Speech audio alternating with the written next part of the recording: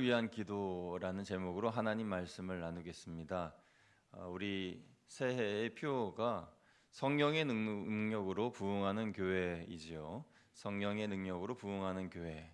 그래서 1월 한 달간 부흥이라는 주제를 가지고 하나님의 말씀을 나누게 되는데 저에게도 이 부흥에 대하여서 다시금 깊이 묵상하는 시간이 되어서 감사하고 또 부흥에 이런 의미가 있구나라는 깨닫게 해주셔서 참으로 감사한 시간이 아닐 수가 없습니다. 여러분, 부흥은 하나님이 사랑하시는 자녀들을 위하여서 예비하신 하나님의 선물입니다.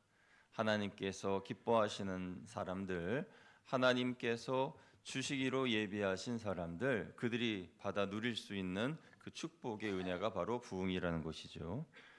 그러나 손뼉도 마주쳐야 소리가 나듯이 하나님이 아무리 부흥을 예비하셨다고 하더라도 우리가 부흥을 준비하지 않으면 내 것으로 취할 수가 없습니다. 여러분, 시중에 나와 있는 책들 중에 사람들에게 단연 인기가 있는 베스트셀러 책들은 성경에 관련된 책들이 많습니다. 그래서 성경에 관련된 책들을 제목만 나열하기도 벅찰 만큼 많은 책들이 나와 있어요. 그런데 여러분, 성공에 대한 책을 많이 읽는다고 해서 성공할 수 있습니까? 그렇지 않습니다. 성공에 대한 책을 100권, 200권 읽는다고 해서 성공하는 것이 아니라 그 책에 나와 있는 내용을 내 것으로 취하고 내가 거기에 나와 있는 성공한 사람들의 습관을 길들인다든지 아니면 내 것으로 받아들일 때에 그때 내가 변화가 일어나게 되고 그런 사람들처럼 성공의 반열에 올라서게 되는 거죠. 부흥도 마찬가지입니다. 부흥도 하나님께서 우리에게 주시기를 원하실 때에 마치 손뼉이 마주쳐 소리가 나듯이 하나님 앞에 우리가 준비해야 할 것들이 있어요. 그것은 부흥을 위한 기도와 또 그에 대한 실천입니다. 이 두 가지가 하나님께서 주시기를 원하시는 마음과 합쳐졌을 때 하나님이 우리에게 주시는 은혜이고 복이라는 것입니다. 여러분, 부흥이 오기 위하여서 우리가 드려야 할 기도들이 있고 그 기도에는 단계가 있습니다. 그래서 오늘 한 3가지 정도를 살펴보기를 원합니다. 여러분, 부흥이 오기까지의 기도의 단계, 첫 번째는요, 성령을 받기 위한 회개의 기도입니다. 한번 따라 하시겠습니다. 성령을 받기 위한 회개의 기도가 필요합니다. 아멘. 부흥의 첫 번째 단계는 성령의 능력을 받기 위하여 하나님 앞에 회개하는 기도입니다. 하나님의 말씀과 예수님을 불신하였던 과거의 나에 대한 회개, 또 하나님께서 은혜를 주심에도 외면하였던 내 잘못된 모습들에 대한 회개, 그러한 회개의 기도가 있어야 성령께서 내 안에 임하실 수가 있다라는 것입니다. 여러분, 그렇게 회개의 기도를 하면 성령이 내 안에 임재하시고 성령이 내 안에 임재하시면 하나님과의 관계가 회복이 되고 하나님과의 관계가 회복이 되면 나를 두르고 있던 사탄의 견고한 진이 파괴됩니다. 믿으시면 아멘. 그래서 성령이 내 안에 오시는 것이 너무나 중요하다는 것인데요, 성령이 오시게 하려면 먼저 나의 죄와 하나님 앞에서의 모든 허물을 회개해야 한다는 것입니다. 예를 들어서 예수님의 제자들은 성령을 받기까지 마가의 다락방에서 열심히 기도했습니다. 그런데 그때 그들의 기도는 아마도 회개의 기도였을 겁니다. 예수님을 배반하고 부인하면서 예수님이 십자가에 달리실 때에 도망쳤던 자신의 잘못에 대한 회개, 또 예수님이 부활하셔서 나타나셨음에도 부활하신 예수님을 온전히 믿지 못하였던 자신에 대한 회개, 그런 회개의 기도로 하나님께 간절하게 기도하면서 성령을 받게 된 거죠. 여러분, 성령을 받고 난 이후에 제자들의 삶은 180도 바뀌었습니다. 성령을 받기 전에는 로마의 군인들이 두려워 조용히 숨어 지냈던 그들이 이제는 죽음을 불사하는 복음의 용사들이 된 거예요. 얼마나 놀라운 일입니까? 성령이 그 안에 계시느냐 안 계시냐에 따라서 이러한 삶의 변화가 일어나게 되었다는 것입니다. 여러분, 더 이상 죽음에 굴하지 않는 복음의 용사된 제자들의 모습을 보면서 우리들의 모습은 어떻습니까? 지금 우리의 모습은 복음으로 인하여 담대한 모습입니까? 하늘 영광을 바라보며 천국을 소망하며 사는 삶을 살고 있습니까? 아니면 이 땅에서 걱정과 염려와 근심으로 가득 찬 삶을 살고 있습니까? 만약 걱정으로 가득 찬 모습이 우리의 모습이라면 그것은 성령으로 충만하지 못한 이유일 것입니다. 그럼 어떻게 해야 할까요? 제자들처럼 성령을 받기 위하여서 회개하며 기도하며 하나님 앞으로 나아가야지요. 그래야 성령의 능력으로 내 안에 충만히 채워지고 성령의 능력으로 부흥하는 교회가 될 수 있는 겁니다. 우리는 나의 게으름과 무지의 죄에 대한 회개를 용서 구하고 불쌍한 우리를 도와달라고 하나님께 구하고 조용히 성령님을 초청해야 합니다. 그러면 성령님은 내 마음에 임재하시고 나를 다스려 주신다는 거예요. 더럽혀진 마음이 거룩한 마음으로 변하게 해 주신다는 겁니다. 이것이 부흥을 위한 첫 번째 기도의 단계다라는 것이죠. 그럼 두 번째는 어떤 기도를 드려야 할까요? 부흥에 대한 소원을 품고 기도해야 한다라는 것입니다. 따라하시겠습니다. 부흥에 대한 소원을 품고 기도합시다. 아멘. 옆에 계신 분들과 한번 인사하면 좋겠어요. 부흥에 대한 소원을 품읍시다 하고 인사하겠습니다. 부흥에 대한 소원을 품읍시다. 아멘. 빌립보서 2장 13절 말씀에 이런 말씀이 있습니다. 우리 같이 한번 읽어보죠. 시작. 너희 안에서 행하시는 이는 하나님이시니 자기의 기쁘신 뜻을 위하여 너희에게 소원을 두고 행하게 하시나니. 아멘. 하나님께 회개하여서 성령을 받은 성도는 그 마음의 평강이 찾아옴과 동시에 또 하나 더 삶의 변화가 있는데 그것은 영적 전쟁이 시작된다는 것입니다. 내 안에 계신 성령님께서 하나님의 뜻대로 살라라고 우리의 마음을 감동시켜 주시는데 우리의 육신은 이전에 죄된 습관을 버리지 못해서 자꾸 두 마음이 부딪히며 싸우게 되는 거죠. 그 영적 전쟁, 영적 전투는 치열하고 또 장기간의 시간, 어쩌면 우리가 하나님 나라 갈 때까지 싸워야 하는 싸움이기 때문에 많이 지치고 힘들고 피곤해집니다. 이런 피곤한 영적 전투의 싸움을 싸우다 보면 우리들이 잃어버리는 것이 하나 있어요. 그것은 하나님이 주신 소원입니다. 하나님이 내 마음에 주신 소원, 하나님이 내게 주신 꿈, 하나님이 내게 주신 비전, 그것을 잃어버리는 경우가 많아요. 왜냐하면 그 영적 싸움이 치열하다 보면 그것에 너무 매몰되어서 싸우다 보면 힘들고 지쳐서 꿈을 잃어버린다는 것이죠. 그러나 여러분, 하나님께서는 부흥을 허락하실 때에 부흥을 하시려고 하고 또 우리를 부흥의 도구로 쓰시려고 할 때에 우리 속에 있는 하나님의 소원이 있는지 없는지를 먼저 보십니다. 내 마음에 하나님이 주신 소원, 그것이 간직되어 있는지 그것을 보시고 그 사람을 통하여서 하나님이 일을 이루시고 또 그 교회에 하나님께서 주신 그 소원이 있는지 그걸 보시고 그것이 있는 교회에 하나님께서 복을 주시고 부흥을 허락하신다는 거예요. 그래서 우리는 치열한 영적 전쟁을 치르는 순간이라도 절대 하나님이 주신 비전과 꿈을 잃어버려서는 안 된다는 것입니다. 여러분, 성경에는 오늘 읽었던 빌립보서 2장 13절의 소원이라고 하는 이 단어가 어떤 곳에서는 계시라고도 하고 어떤 곳에서는 묵시라고도 하고 오늘 본문 말씀처럼 소원이라고 하는 그런 단어로 바뀌어 설명됩니다.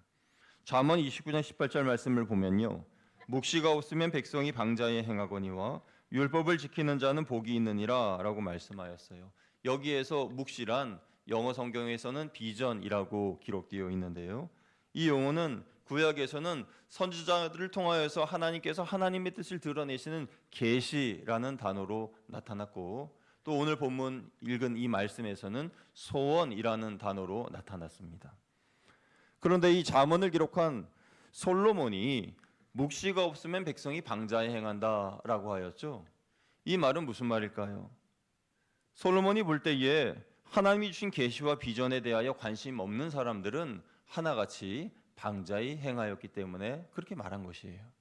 그럼 방자에 행한다는 말은 무슨 말일까요? 원어로 보면은 이 방자에 행한다는 말의 뜻은 벌거숭이가 되다, 사라지다, 멸망하다라는 그런 뜻입니다. 그러니까 하나님께서 주신 소원과 비전을 잃어버린 사람들은 벌거숭이가 되고 사라지게 되고 멸망당하게 되는데 실제로 이스라엘 백성들은 하나님이 주신 계시를 소중히 여기지 않고 소홀히 여기다가 바벨론의 포로로 벌겨 벗겨진 채 착고에 매어서 짐승처럼 끌려갔습니다. 그러니까 하나님이 주신 계시, 비전을 잃어버린 사람들에게는 이러한 큰 멸망과 부끄러움이 있다라는 것입니다.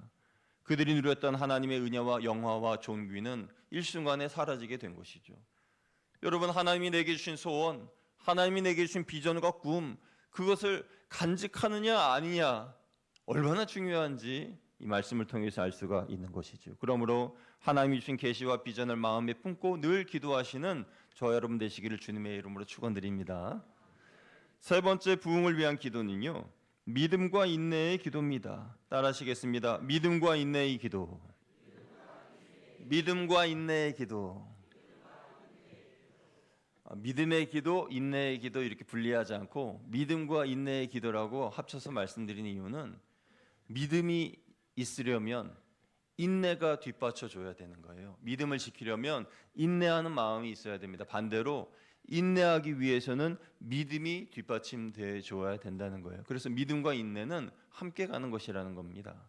여러분, 믿음과 인내의 기도에 대하여서 잘 설명한 구절이 있는데요, 히브리서 12장 6절 말씀을 우리 같이 읽어보겠습니다. 시작. 믿음이 없이는 하나님을 기쁘시게 하지 못하나니 하나님께 나아가는 자는 반드시 그가 계신 것과 또한 그가 자기를 찾는 자들에게 상 주시는 이심을 믿어야 할지니라. 아멘. 믿음이란 무엇입니까? 믿음이란 눈에 보이지 않는 하나님의 통치와 하나님의 다스리심을 인정하는 거예요. 하나님의 다스리심과 통치하심은 눈에 보이지 않죠. 그런데 분명히 하나님은 우리를 다스리십니다. 우리 개개인과 나라와 세상 열강과 모든 권세를 하나님께서 다스리시고 통치하신다는 거예요. 눈에 보이지 않습니다. 그러나 분명히 존재합니다. 이 영적 세계는 우리 눈에 보이지 않지만 분명히 존재하고 실존하는 하나님의 세계예요. 이것에 대하여서 눈에 보이지 않는다고 믿지 않는 사람은 어리석은 사람이지요. 아담의 범죄 이후로부터 지금까지 하나님의 구원의 역사는 눈에 보이지 않는 믿음을 통하여서, 믿음의 영역을 통하여서 이루어져 왔습니다. 그래서 하나님의 부흥을 이루는 가장 중요한 요소 중에 하나는 믿음이에요. 하나님은 그 믿음을 보시고 부흥을 허락하신다는 겁니다. 그런데 이 믿음을 지키기 위해서는 인내가 필요하다라는 것이죠. 부흥이 오기 전까지 개인이든 교회든 그 어떠한 공동체든 어려움이 있습니다. 그 어려움이 올 때에 믿음이 흔들려서는 안 돼요. 믿음의 경로를 벗어나서도 안 된다는 겁니다. 하나님께서 은혜 주실 그 때까지 인내하고 참고 믿음과 인내의 기도를 드리며 나아가야 된다는 겁니다. 왜 그래야 합니까? 왜냐하면 하나님은 실수가 없는 하나님이시거든요. 저와 여러분을 향하신 하나님은 한치 오차도 없으시고 너무나 좋으신 하나님이셔서 그 하나님을 신실하게 믿는다면 의심하지 마세요. 하나님께서 여러분에게 큰 복을 주시고 우리 교회에 큰 복을 주실 줄로 믿습니다. 그러한 믿음을 가지고 걱정하지 마세요. 염려하지 마세요. 하나님께서 최고의 은혜와 축복을 우리를 위하여 예비하시고 또 부흥을 준비하셨다는 거예요. 그래서 조금만 참고 인내하면 하나님의 은혜의 때를 우리가 볼 수 있을 겁니다. 여러분, 그때까지 우리는 인내하고 믿음으로 기도해야 됩니다. 하나님은 우리를 향하신 부흥을 계획하고 계십니다. 다만 우리의 눈에 그게 보이지 않아서 답답하고 괴로울 뿐이지 하나님은 분명히 준비하셨어요. 오늘도 진행 중입니다. 그래서 인내해야 하는 것이죠. 인내하며 끝까지 참는 이에게, 포기하지 않는 이에게 하나님께서 은혜를 주시고 그들이 하나님의 은혜를 거두게 되는 거죠. 갈라디아서 6장 9절에 말씀하기를 우리가 선을 행하되 낙심하지 말지니 포기하지 아니하면 때가 이름에 거두리라 라고 말했습니다. 여기서 선을 행한다라는 것은 우리 각자가 주님께 받은 사명을 포기하지 않고 자기 자리에서 끝까지 최선을 다하는 거예요. 그러니까 농부로 예를 들어 말하면 농부가 씨를 뿌리고 그 씨를 뿌린 것이 자라나서 추수할 때까지 농사 짓는 것을 포기하지 않는 거예요. 그게 농부의 사명이고 농부에게 있어서 선한 일입니다. 그런데 열심히 일한 농부에게도 흉년은 찾아올 수 있지요. 매년 풍년일 수는 없지 않습니까? 흉년이 찾아올 때에 지혜로운 농부는 다음 해를 준비합니다. 그래, 올해는 이렇게 흉년이지만 자, 종자 씨앗 잘 준비해 놨다가 이것을 내년 봄에 뿌리자. 그리고 하나님께 기도해야지. 하나님, 내년에는 풍년을 주세요. 이런 마음을 가지고 기도하면서 그 종자 씨앗을 잘 보관해 놓습니다. 그런데요, 어리석은 농부는요, 추수 때에 추수할 것이 없으면 화가 나가지고 그 밭을 뒤집어 엎고 불을 지르고 화가 나고 씩씩거리면서 그 종자 씨앗을 내년에 농사할 것도 없고 올해도 이렇게 흉년인데 내년도 뭐 별 볼 일 없다면서 그거 밥 지어서 먹는 사람이에요. 얼마나 어리석습니까? 다음에 봄에 씨로 뿌려야 될 씨앗을 그냥 밥을 지어 먹는다니까요. 우리도 마찬가지입니다. 내가 계획했던 일이 이루어지지 않았어도 끝까지 포기하지 말고 믿음과 인내의 기도를 드려야 됩니다. 이 기도가 바로 우리의 영적 종자 씨앗이에요. 그래서 기도에도 응답이 오지 않는다며 포기하지 말고 끝까지 믿음과 인내의 기도를 드리는 사람들에게 하나님께서 추수할 것을 주시고 영적인 열매와 풍성한 은총을 허락해 주십니다. 언제 하나님이 은혜 주실지 몰라요. 그래서 끝까지 낙심하지 말고 포기하지 말아야 하는 것입니다. 하나님이 내게 주신 사명을 감당하면서 하나님의 때를 기다려야 합니다. 선을 행하되 낙심하지 말고 포기하지 않고 기다리면 하나님이 정한 때에 분명히 거두게 될 줄로 믿습니다. 이 부흥의 씨앗을 우리가 믿음의 기도로, 인내의 기도로 뿌리는 거예요. 마지막으로 부흥을 위한 기도는요, 실천하는 자세입니다. 한번 따라 하시겠습니다. 부흥을 위한 기도는 실천하는 자세입니다.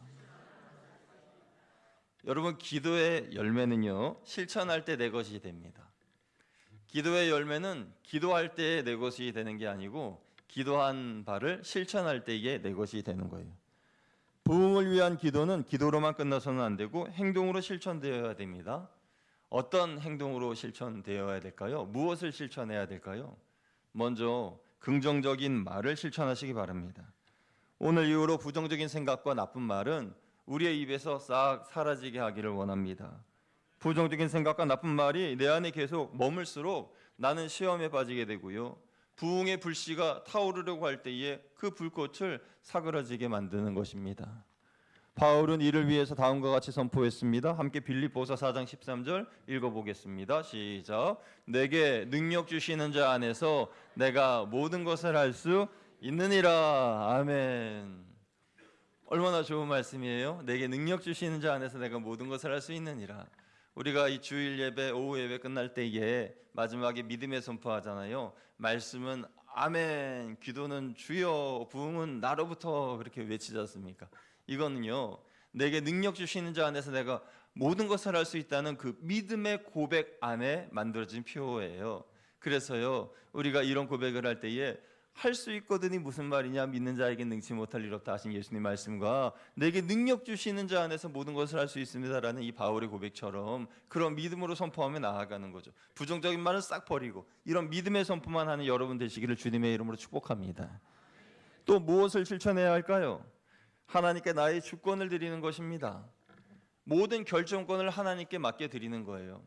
여러분, 인간은 불완전한 존재이기 때문에 내가 아무리 지혜롭게 여겨지더라도 어떤 일을 결정할 때에는 하나님께 반드시 기도하고 그 인도하심을 받아야 됩니다. 기도한다는 것 자체가 하나님께 나의 결정권을 드리는 거예요. 기도하지도 않고 어디다 막 사인하고요, 결정하고요, 그럼 후회하는 일들이 많이 생기는 겁니다. 우리의 삶을 돌아보면은 내가 내 지혜로 결정했던 일들 중에 후회되는 일들이 많지 않습니까? 왜 그렇습니까? 하나님께 맡기지 않고 불완전한 나를 의지했기 때문에 그런 거예요. 여러분, 우리의 삶에 문제가 오는 것도 하나님의 뜻대로 하기보다 내가 결정했기 때문인 경우가 많습니다. 그래서 나의 행사를 하나님께 맡겨야 합니다. 스스로 결정해야겠다는 유혹을 버리고 나의 주권을 하나님께 드려야 합니다. 나의 모든 계획이 악하다는 것을 인정해야 합니다. 그리고 하나님의 인도하심을 받기 위해 기도해야 하는 것이죠. 여러분, 하나님은 신앙에 있어서 급한 것을 좋아하지 않으십니다. 오히려 더디게 결정하시고 응답해 주시는 경우가 많아요. 그렇게 기다리게 하시는 이유는 우리에게 최상의 때에 최상의 것을 주시기 위해서이기도 하고, 또 너의 주권을 나에게 넘겨라 라고 말씀하시는 것일 수도 있습니다. 그래서 나의 모든 행사를 하나님께 맡겨야 하는 것입니다. 내가 그렇게 하나님을 신뢰하여 맡기는 그런 시간들이 많아지면 많아질수록 하나님도 우리를 신뢰하시는 그런 시간들이 많아질 겁니다. 그러면 하나님께서 하나님과 나와의 신뢰의 관계가 더 많아지고 더 깊어지게 되면 하나님께서 이제는 그래, 너의 뜻이 나의 뜻이구나, 내 뜻이 너의 뜻이야, 그러면 네가 한번 해봐라 하고 하나님께서 맡겨주실 때가 있어요. 이러한 영적인 수준까지 자라가는 우리 모두가 되기를 주님의 이름으로 축복합니다. 그래서 잠언 16장 9절에는 이런 말씀이 있죠. 우리 같이 읽어보겠습니다. 시작. 사람이 마음으로 자기의 길을 계획할지라도 그의 걸음을 인도하시는 이는 여호와시니라. 아멘.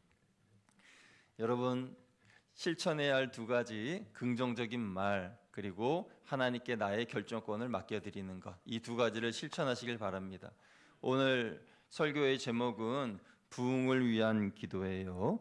이 부흥을 위한 기도 우리가 생각하면서 세 가지를 살펴보았습니다. 첫째는 성령의 능력을 받기 위해서 회개로서 기도하자는 것이고요.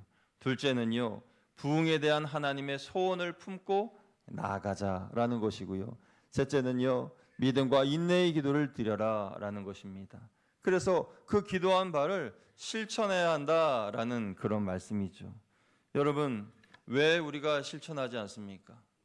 왜 실천하지 않죠? 저를 보시면 되겠습니다. 저를 보시면 되겠습니다. 왜 우리가 실천하지 않습니까? 그것은 솔로몬의 표현대로라면 묵시가 없기 때문입니다.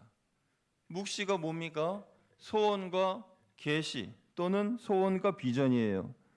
왜 소원과 비전이 없습니까? 그것은요, 기도하지 않기 때문에 소원과 비전이 없는 것입니다. 여러분, 기도하지 않으면요, 영적인 세계에 대해서 관심이 없어요. 기도하지 않으면요, 하나님이 내게 소원을 주셨는지 안 주셨는지도 몰라요. 그리고 내 안에 비전이 있는지도 모릅니다. 그러나 기도하면 하나님이 내게 소원을 주셨다는 것을 알게 되고 내 안에 비전이 있었다는 것을 깨닫게 되고, 그리고 그 비전을 잃어버리게 하기 위해서 사탄이 부단하게 노력한다는 것을 알게 되는 것이죠. 그래서 영적인 세계의 관심, 그리고 부흥에 대한 관심, 변화에 대한 관심, 이 모든 것도 기도하는 사람들에게 주어지는 특권이고 은혜라는 것입니다. 저는 우리 거양교회 모든 성도님들이 이런 영적인 세계와 부흥에 더 많은 관심을 가지시기를 주님의 이름으로 축원드립니다. 감사한 것은 올해부터 금요 평신도 기도회가 각 부서 주관으로 드려지고 있죠. 그래서 이틀 전 금요일 같은 경우에도 3여전도의 주관으로, 그 전주에는 구역장, 부구역장님들 주관으로 이렇게 드려졌어요. 또 이제 돌아오는 금요일에는 6, 7여전도의 주관으로 드리게 될 텐데, 그런데 각 부서들이 이렇게 금요일날 나와서 기도하는 모습을 제가 보면서요, 너무너무 감사하고 너무너무 은혜가 넘치더라고요. 여러분, 금요 평신도 기도회에 여러분도 동참하시기를 주님의 이름으로 축복합니다. 내 부서가 아니라 그래서 그냥 안 나오는 것이 아니라 그냥 같이 나오셔서 뜨겁게 기도하시면 얼마나 좋을까요? 여러분, 우리가 영적인 것을 사모하고 또 하나님이 주신 신령한 은혜의 자리를 놓치면 안 됩니다. 내일부터는 5일간 신년 특별 새벽 기도회가 시작이 되는데, 이 신년 특별 새벽 기도회는 하나님께서 연초에 우리에게 주시려고 하는 예비된 축복을 받는 날이에요. 믿으시면 아멘. 그래서 이 축복을 우리가 받기 위해서, 우리의 자녀들도 축복받기 위해서 우리 어른들이 먼저 하나님의 은혜의 축복을 충만히 받고 그렇게 예배로 나아가는 우리들이 되었으면 좋겠다는 것입니다. 여러분, 이러한 신선한 변화, 이런 것은 우리 교회의 부흥을 앞당기는 순기능의 역할을 감당할 것입니다. 이런 좋은 분위기는 우리 구역으로, 그리고 우리 가정으로, 우리 선교회로 이어져야 합니다. 그래서 우리가 모일 때에 세상의 이야기보다 예수님의 이야기하는 게 더 재밌어요. 그런 우리 교회 되기를 축복합니다. 세상의 이야기하는 것보다 예수님의 이야기하는 게 너무 재밌고, 그리고 지난 한 주간 동안 누구에게 전도했는데 그 전도한 사람이 어떻게 예수님을 믿고 결신하게 되는지 그런 것들이 너무나 즐겁고 재밌어서 그래서 선교회 가서 그런 이야기들을 하면서 아 그래 야 정말 그 사람 교회에 나오게 되어서 너무나 감사하다 이런 이야기도 하면서 이런 변화된 새로운 바람 그런 것들이 우리에게 있어야 되는 겁니다. 여러분 세상 이야기 지치지 않습니까? 그거 교회 안에까지 가지고 오지 마시고 교회는 우리가 위로와 평안을 얻기 위하여서 오는 곳이고 하나님께 예배드리고 하나님 만나러 오는 곳이니까 하나님을 만나게 하기 위하여서 이 시간 예배도 드리는 것인데 세상의 것들로 인해 분주하여서 그거 생각하면서 여러분 하나님을 잊어버리는 일이 없도록 하나님의 이야기, 예수님의 이야기, 전도와 신앙의 성장의 이야기로 가득한 우리 교회 되기를 주님의 이름으로 축복합니다. 축원합니다. 여러분 은혜 받을 타이밍 내일로 미루지 말고 오늘 내 것으로 취하시길 바랍니다. 부흥을 위하여 함께 기도하고 기도한 바를 실천하고 그래서 하나님께서 기뻐하시는 그 한 사람 한 사람 통하여서 나로부터 부흥이 시작될 것이다. 우리로부터 하나님의 부흥이 시작된다라는 믿음을 가지고 함께 기도하는 저와 여러분 다 되시기를 주님의 이름으로 축원드립니다. 축원합니다. 기도하겠습니다. 하나님 아버지 감사합니다. 부흥을 위하여 함께 기도하고 함께 실천하는 우리 모두 되기를 원합니다. 그리하여 하나님의 부흥을 함께 경험하면서 하나님의 영광을 위하여서 나아가는 우리 거양교회 모든 성도님들 되실 수 있도록 인도하여 주옵소서. 특별히 내일부터 시작되는 5일간의 특별 새벽 기도회에 하나님 큰 은혜 부어주셔서 신년에 주시는 하나님의 큰 축복을 내가 내 것으로 취하는 은혜가 있게 하여 주옵소서. 예수님 귀하신 이름으로 감사하며 기도하옵나이다. 아멘.